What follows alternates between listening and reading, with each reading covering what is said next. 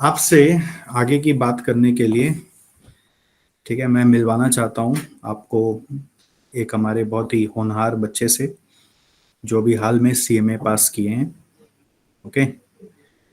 और खाली पास ही नहीं किए हैं, बल्कि ऑल इंडिया रैंक भी लाए हैं। ऑलराइट। और ऐसा नहीं है कि एक ही बार परीक्षा दिए और रैंक आ गया। एक बार फेल भी हुए, फिर दोबारा परीक्षा दिए तब रैंक आया। ठीक है। और एकदम नॉर्मल घर के रहने वाले साधारण बच्चे कैसे आगे बढ़ते हैं, और सीएमए पास ही नहीं किए, पास करके भी जॉब भी अपने लिए निकाल लिए हैं। ठीक है। तो इन सब बातों को जो मैं बता रहा हूँ, मेरी बातें अलग है अपनी जगह। आप मेरे से तो मिलते रहोगे, सुनते रहोगे, बट ऐसे बच्चों से आप नहीं मिल पाते हो बहुत बार लाइफ। तो मैं चाहता हूँ आप उनसे मिलें, वो अपनी जर्नी आपको बताए। आपको जो मैं बताया वैसा कुछ उन्होंने किया है तो वो आपको अपने मुंह से बताएं, और प्रमाण स्वरूप कुछ दिखाएं। ठीक है, आप रेडी हैं? Yes Yes, sir. sir. Yes बुलाया सर। जाए। Yes, sir. Yes sir. जी। आदर्श यस आप हो? Adarsh. Yes sir. Yes. Please turn on your camera. आप दिख नहीं रहे yes sir. Hello, good evening everyone. So good evening. Welcome. Hello hello. Good Adarsh, evening. कुछ हेलो। रिएक्शन दे दो यार, कुछ रिएक्शन दे दो। आदर्श भैया को बुला रहे हैं हम लोग। आदर्श, हेलो आदर्श, हाय। रिएक्शन आ हेलो रहे हैं हेलो भाई। Everyone. All India hello. Rank holder है भाई, ऐसे नहीं है। ऐसा वैसा कोई नहीं लिख रहा है। Hello, congratulations. Thank you thank you. So yes कैसा? आदर्श। यस, कैसा चल रहा है आप सबका पढ़ाई? सर अभी इंटर फाइनल मिक्स है सब? हाँ हाँ, मिक्स है इसमें, इंटर फाइनल सब मिक्स है। ओके। तो if I talk about my whole CMA journey, तो मैंने सीएमए स्टार्ट किया था आफ्टर माय ग्रेजुएशन। इंटरमीडिएट तो एक ही ग्रुप करके ही मैंने क्लियर किया था, बट उसमें भी लाइक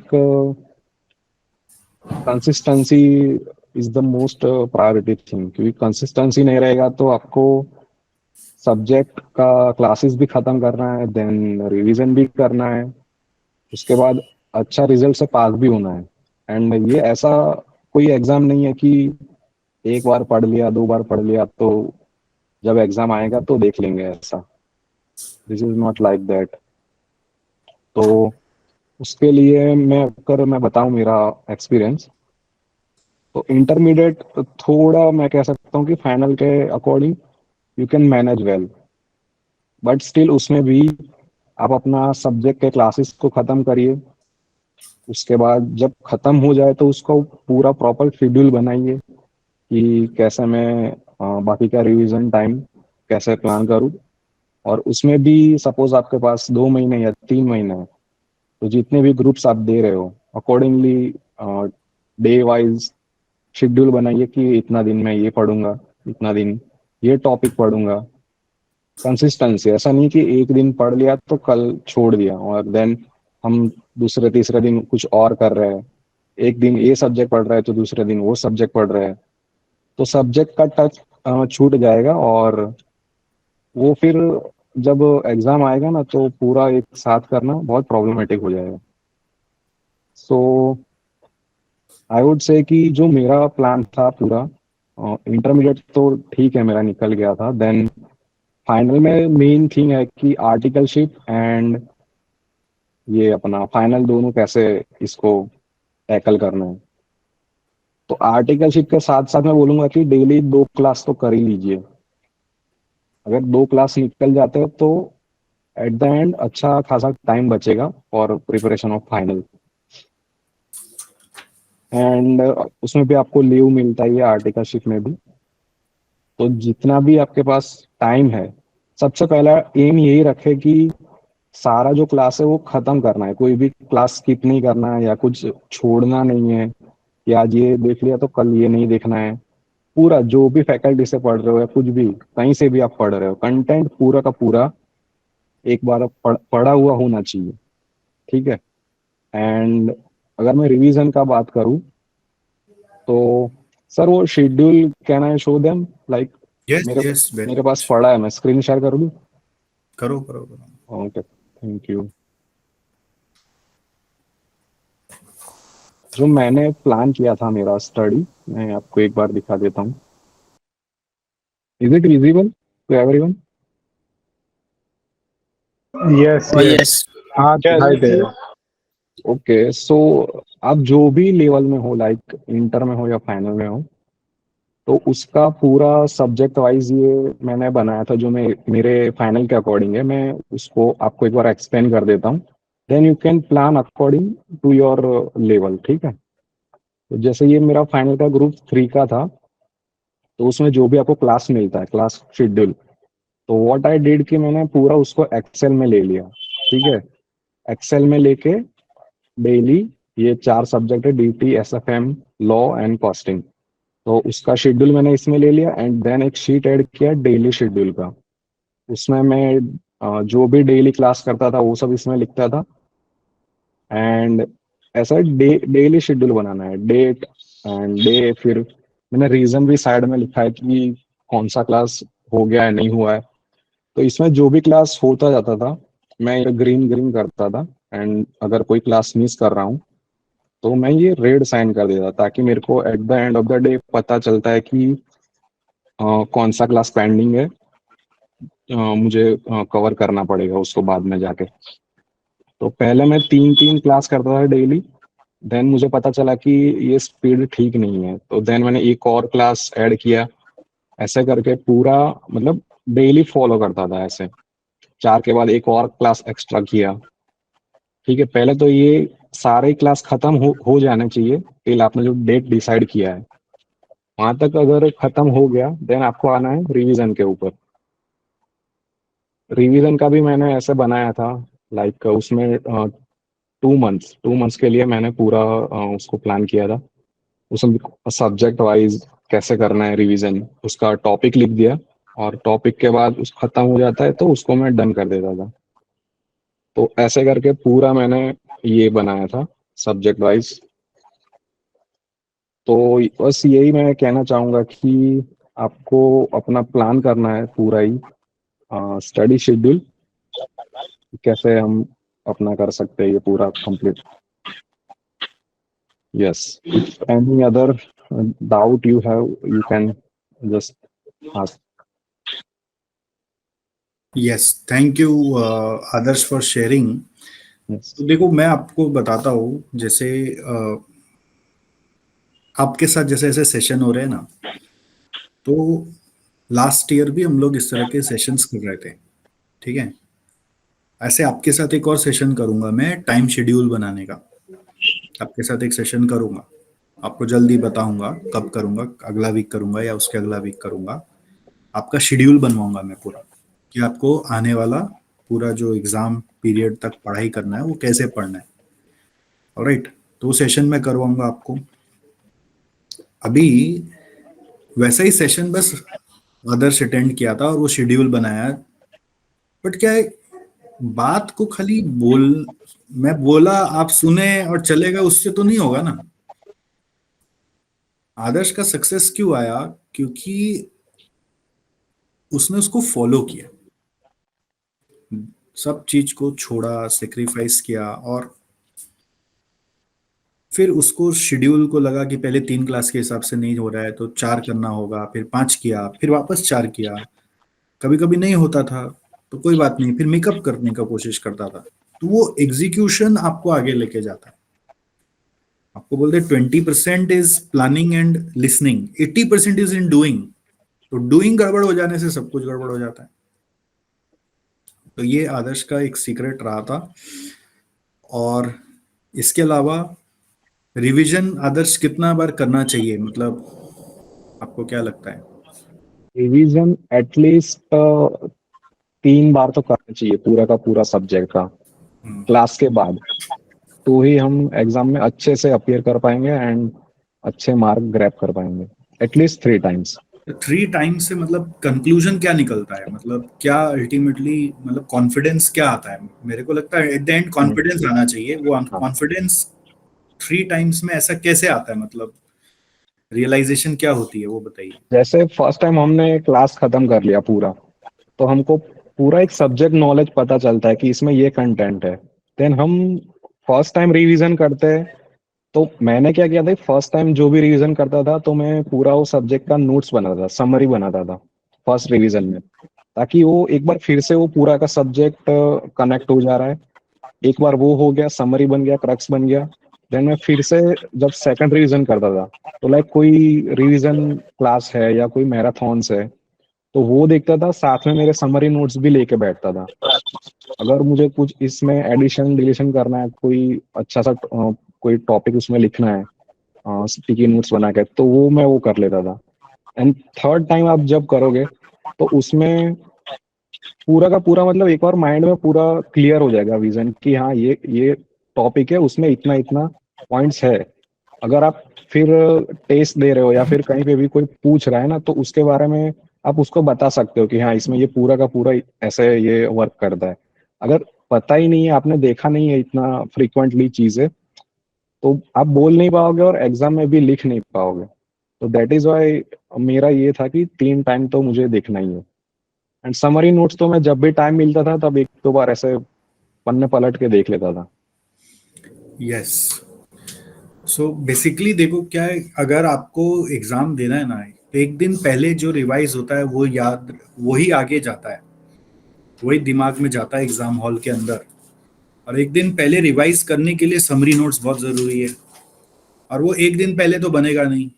तो वो रिवीजन पीरियड का गोल होना चाहिए कि सारा समरी नोट्स बन जाए, सारा पास पेपर सॉल्व हो जाए, सारा का सारा एमटीपी जो इंस्टीट्यूट से आया वो सॉल्व हो जाए, और इंस्टीट्यूट मैट भी सारा एक बार देखा हुआ हो। और ऐसा हो जाए, एक लास्ट स्टेज ऐसा आ जाए जहां पर आपको लगे कि अब मेरे को इससे कुछ भी पूछो तो मैं आइडिया दे सकता हूँ, मैं बता सकता हूँ, तब आपका काम बनता है। तो वो प्रोसेस में टाइम लगता है। वो वो टाइम निकालना पड़ेगा क्लास खत्म करके। क्लास ही बच्चा लोग का लास्ट तक चलता रहता है। प्रॉब्लम क्या है कि बच्चा लोग पास क्यों नहीं होता है, क्लास ही लास्ट तक चलाते रहता है, और वो भी पूरा नहीं होता, फिर बोलता है अब चलो जो हुआ सो हुआ, रिविजन करके आगे बढ़ जाओ। ऐसे नहीं होगा। You need to first finish the classes properly, then do revision properly. For doing classes properly, study every day. For doing revision properly, revise every day, study every day with a plan in mind कि मैं रोज कितना पढ़ना है मेरे को, और मैं उतना पढ़ रहा हूँ कि नहीं, और फिर उसको एग्जीक्यूट करते चलो, हो जाएगा। समझ में आया? एंड सर खाली फर्स्ट रिवीजन में ही टाइम लगता है कि पूरा सब बनाने के लिए। देन एक बार जो पूरा वो बन जाता है ना, देन टाइम नहीं लगता सेकंड और थर्ड रिवीजन में। यस, आधा टाइम पे होता है। फर्स्ट रिवीजन अगर आपका 10 दिन पे होता है तो सेकंड रिवीजन 5 दिन पे होता है, थर्ड राइट। रिवीजन 2 दिन में हो जाता है। ये जनरल रूल है। सो आदर्श हमारे स्टूडेंट रहे वैसे, इंटर में भी फाइनल में भी। ओके। राइट। तो इनके साथ ऐसे एक घटना हुई थी फाइनल में, थोड़ा उसके बारे में बताइए, क्या हुआ था, क्या हाँ, मनोस्थिति था आपकी? तो फाइनल में मैंने मेरा Cost ऐसा, audit. हाँ, फर्स्ट ऑडिट राइट। मेरा यही एम था कि लाइक मैंने कभी सोचा नहीं था कि रैंक वैंक आएगा ये सब। मैं तो पहले से ही प्लान करके चला था कि एक एक ग्रुप देना है और सीएमए क्लियर करना है। तो पहले ग्रुप 4 दिया था मैंने, तो उसमें अच्छे से पूरा प्रिपेयर करके गया था एंड आई वाज कॉन्फिडेंट कि दिस टाइम ग्रुप 4 निकल जाएगा। बट जब रिजल्ट आया तो देखा कि फर्स्ट ऑडिट में मैं फेल हो गया था, 36 मार्क्स था एंड ओवरऑल 193 मार्क्स आया था। तो मुझे भरोसा नहीं हो रहा था कि ये कैसे हो गया, लाइक क्योंकि मैं श्योर था मेरे प्रिपरेशन के ऊपर कि मैं पास कर लूंगा। देन मैंने आरटीआई करके कॉपीज मंगवाए, तो मैंने उसमें देखा कि कुछ इश्यू था लाइक चेकिंग में या कुछ भी, जो भी हम उस पर कमेंट मैं नहीं करूंगा, उनका प्रोसीजर है स्टैंडर्ड जो भी है। बट मेरा पूरा 8 मार्क का सम था, वो सही था। बस उसमें कुछ पॉइंट का एरर था, 0.000 समथिंग। तो उसको 4 डिजिट में लिखना था पॉइंट के बाद, तो मैंने सिर्फ 2 डिजिट में लिखा था राउंड ऑफ करके। तो उसकी वजह से पूरा 8 मार्क का वो सम गलत हो गया था। तो आई गेस उसकी वजह से मेरे को अटेम्प्ट लग गया। देन ठीक है, वो बुरा लगा मुझे 2-3 दिन के लिए, बट मैं सोचा कि अभी पास तो करना ही है कैसे भी करके। देन मैंने प्लान किया कि अब दोनों ग्रुप में देता हूँ। तो उसके बाद बोथ ग्रुप मैंने दिए। एंड बोथ ग्रुप के बाद भी ऐसा कोई कॉन्फिडेंस तो था ही नहीं कि रैंक आ जाएगा और ऐसा कुछ। बट जब मैंने देखा, रिजल्ट निकाला, मैंने कुछ मार्क्स तो देखा नहीं, कॉन्ग्रेचुलेशन देखा। देन सर को मैसेज किया कि सर पास हो गए हम। सर बोले कि रैंक आ जाएगा आपका, एक बार देख लेना। तो रैंक लिस्ट तब रिलीज नहीं हुआ था। तो जब रैंक लिस्ट रिलीज हुआ तो उसमें नाम था मेरा, फॉर्चुनेटली। तो yes, that was my final journey. उसके बाद जॉब का भी बताइए, जॉब का क्या ओके, प्रोसेस? सो उसके बाद अपना सीएमए इंस्टीट्यूट का कैंपस प्लेसमेंट होता है। सो मेरा वेस्टर्न रीजन था, तो यहाँ से कैंपस के लिए जो ट्रेनिंग होता है पूरा, वो मैंने यहाँ पे किया 15 दिन। देन कैंपस में अभी कंपनीज आती है अच्छी अच्छी, बट उसके लिए भी आपको प्रिपेयर करना पड़ता है कैंपस के लिए। ऐसा नहीं है कि आप सीए में हो तो आपको ऐसे ले लेंगे कोई भी कंपनी वाले। तो उसके लिए भी मैंने प्रिपेयर किया था पूरा 2 महीना। 2 महीना तो नहीं, लाइक कितना टाइम था, 1.5 मंथ किया। तो फिर से वो पूरा सब्जेक्ट देखना पड़ता है कि कोई कौन सा क्वेश्चन क्या पूछ लेगा, कैसे पूछ लेगा। तो इंटरव्यू में रिज्यूम बनाना है, ये सब भी प्रोसेस है। तो पूरा सब करके अभी मैंने इंटरव्यू दिया था। तो करंटली टाटा ट्रेंट में मेरा प्लेसमेंट हो गया। And currently I am in Mumbai right now. So परसों ही मेरा ज्वाइनिंग था यहाँ पे। So yes, that's. नहीं, कैंपस का कोई एग्जाम नहीं होता है कृतिक मित्रा, नहीं। एग्जाम नहीं होता है कोई कैंपस का, अपना इंस्टीट्यूट कंडक्ट करवाता है। कैंपस में आपने कौन सा 2 सिटी भरा था? कैंपस में मैंने मुंबई, एक ही रीजन एक ही सिलेक्ट करने देते हैं आपको। अच्छा। आपको कोई भी रीजन में जाना है तो। सो मेरे अहमदाबाद से नियर बाई मुंबई था, तो मैंने मुंबई सिलेक्ट किया था। हम्म। तो कैंपस में ये एक चीज ध्यान रखना पड़ता है कि आपका selection of region is also important. ये ध्यान रखिएगा, अगर कैंपस में कभी भी जाते हैं, हर जगह बराबर की कंपनियां नहीं आती है। राइट। एक बार नियरेस्ट चूज कर लेते हैं, but nearest he is not the best always. जितना बड़ा शहर में जाओगे उतना बड़ा कंपनी आएगा, सीधा सा बात है। All right. तो एक और चीज बताओ, जैसे आपने बोला ना, सीएमए को लोग नॉर्मली देखते हैं कि यार ये तो हाँ, मैन्युफैक्चरिंग का आदमी है, ये दूसरा फील्ड में क्या करेगा। तो इंटरव्यू में ऐसा कुछ हुआ था क्या? मतलब क्वेश्चन कैसे आए थे, या उन लोगों का कुछ अजम्पशन था, या टैक्स में कैसे हुआ? मतलब इनका टैक्स में हुआ है तो टैक्स में कैसे हुआ? इंटरव्यू में ऐसा था कि सिंस मेरा आर्टिकलशिप ट्रेनिंग पूरा फॉर्म से था, उसमें मैंने वर्क रिलेटेड जो मेंशन किया था, mainly accounts, income tax, GST and या ये सब था। तो सीवी के बेस पे उन लोग ने ज्यादा क्वेश्चन पूछे थे मुझे कि आपका क्या सब्जेक्ट नॉलेज चेक करता है पूरा, कि आपने जो लिखा है वो आप सही बोल रहे हो या ऐसे ही मतलब लिखा है। कोई डमी वाला रहता है तो उनको तुरंत पकड़ लेते हैं वो लोग कि आंसर नहीं कर पाते। तो मैंने लिखा था, डायरेक्ट टैक्स का वर्क लिखा था, जीएसटी का लिखा था। तो इंटरव्यूअर ने पूरा मुझे 2 राउंड हुए थे वहाँ पे। एक एचआर राउंड था एंड देन टेक्निकल था। तो टेक्निकल फिनांस हेड ने मेरा इंटरव्यू लिया और ये उसका पोस्ट के लिए। तो इनकम टैक्स में सारा ही प्रोविजन पूछे मुझे, सारा टीडीएस का भी पूछा था लाइक। एंड जीएसटी में A to Z पूरा चीज, लाइक बेसिक से लेके एडवांस तक सारा चीज पूछा था। तो वो सब मैं आंसर कर पाया, that is why they chose me. And अभी इंडस्ट्री में ऐसा ट्रेंड है कि लाइक तुम सीएमए कर रहा है तो हाँ आप कॉस्टिंग करो, आपको तो कॉस्ट ऑडिट है, बजटिंग में आपका एक्सपर्टाइज है। तो मैं ये बोलना चाहूंगा कि ऐसा नहीं है। हम किसी भी फील्ड में जा सकते हैं, जो भी अपना सीएमए करिकुलम में है, आपको जो जिसमें भी इंटरेस्ट है बस उसमें काम करिए, आपको मिलेगा। ऐसा नहीं है कि खाली दूसरे लोग ही सीएमए अपने इनकम टैक्स या टैक्सेशन में जा सकते। तो अगर मैं जा सकता हूँ टैक्सेशन में, तो लाइक सीएमए का कोई भी बंदा जा सकता है। Yes, this is a fact. मैं हमेशा स्टूडेंट्स को बोलता हूँ कि वो टैक्स ही नहीं, वो हर फाइनेंस के फील्ड में जा सकते हैं।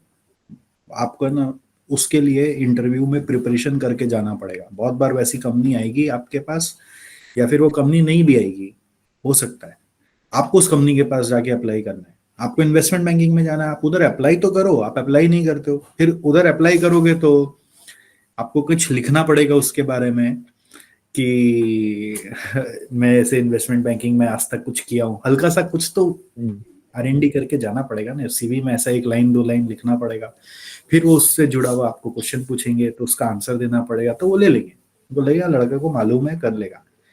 एकदम ब्लैंक क्लीन स्लेट को कोई नहीं लेना चाहता है। राइट। आप ये CMA किए हो तो CMA खाली लिख के जाओगे तो वो सोचेंगे आपको मैन्युफैक्चरिंग में डाल दो, इसको परचेज में डाल दो, वाउचर बनाने दो, ऑडिट करने दो।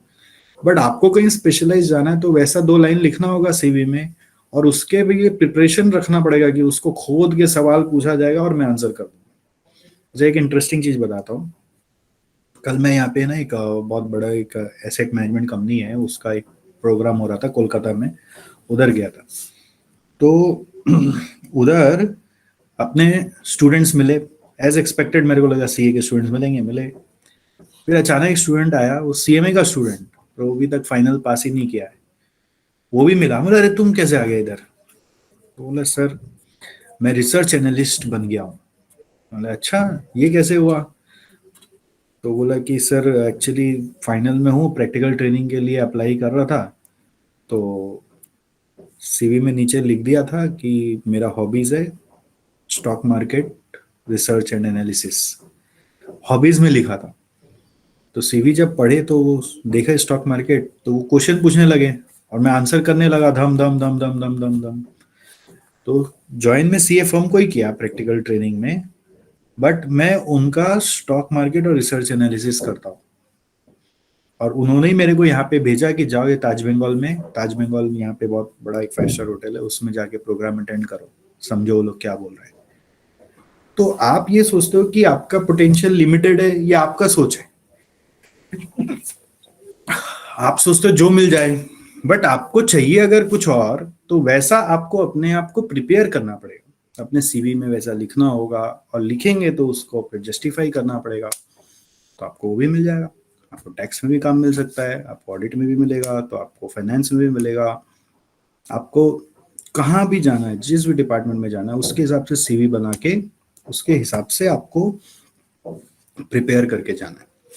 तो that is the lesson which हम लोगों को आदर्श एक एग्जाम्पल, आदर्श ने एक आदर्श सेट किया है, एक आदर्श के तरह हम लोगों को बताया है कि इस तरह से तुम जाओगे तो तुम वैसे भी कर लोगे। ठीक है, चलो great. So I will give you 5 more minutes to have a quick Q&A, और सेंसिबल क्वेश्चंस करना, ये सब बकवास क्वेश्चन मत करो, क्लास कहाँ से लिया, वो कहाँ से लिया, ठीक है? कोई सेंसिबल क्वेश्चन करो। ट्रेनिंग करना चाहिए। Yes, articleship training is like mandatory. अगर उसमें आप अच्छे से परफॉर्म नहीं कर रहे हो तो आप कॉर्पोरेट या किसी भी कंपनीज में जाके पहली बात तो इंटरव्यू क्रैक नहीं कर पाओगे, आप रिप्लाई नहीं कर पाओगे, कॉन्फिडेंस नहीं क्या काम किया है क्या नहीं, कॉन्फिडेंस नहीं आएगा। ट्रेनिंग कहाँ पे करना चाहिए? फर्म है या फिर इंडस्ट्री पे भी अपन जा सकते हैं? मतलब कहाँ पे बेस्ट रहेगा? क्योंकि स्टडी भी रहता है और ऊपर से हर एक बच्चा मतलब ये नहीं कर सकता, क्योंकि उसको कुछ ना कुछ बैकअप के लिए भी चाहिए रहता है। क्योंकि हमारी एज ऐसी है कि अपन एक ही चीज में पूरा फोकस तो अभी नहीं दे सकते, क्योंकि फैमिली भी है पीछे में। तो ऐसा मतलब कोई ऐसा कोई हार्ड एंड फास्ट रूल नहीं है कि आपको यहीं से ट्रेनिंग करना चाहिए। मैंने CA फॉर्म से किया था, मेरा घर से पास में भी था, तो मुझे दोनों चीज देखना था कि मेरा क्लास भी देखना है, आर्टिकलशिप भी करना है, तो मैं वहां से टाइम निकाल सकता था, इसलिए मैंने पास में जो फॉर्म था वहीं ज्वाइन किया था। बट जिसमें भी आप ज्वाइन करो उसमें काम पूरा ही सीखो। मतलब ऐसा नहीं है कि आप डमी कर रहे हो या कुछ 3-4 महीना गए और फिर नहीं गए कुछ भी। ऐसा लोग मैंने देखा है सर कि बहुत ऐसे स्टूडेंट कर रहे हैं अभी कि 3-4 महीना जा रहा है, कोई पहचान वाले से डमी लेके फिर चले जा रहे हैं, but at the end loss उनका ही है, क्योंकि फिर वो परफॉर्म नहीं कर पाएंगे ये इंटरव्यूज में एंड जब जॉब में आएंगे हिम्मत नहीं मिलेगा, कॉन्फिडेंस ही नहीं आएगा। राइट। कहीं पे भी करो, पॉइंट इज दिल लगा के करो, Right. जो काम मिले। मैं अपने यहाँ पे हमेशा ट्रेनिंग, हमारे यहाँ भी रहते हैं बहुत सारे, हमारे यहाँ भी ट्रेनिंग करने आते हैं स्टूडेंट्स, तो उनको भी यही बोलता हूँ, जो करो दिल लगा के करो, सीखने का बहुत स्कोप है, कॉन्फिडेंस तुम्हारा बोलेगा।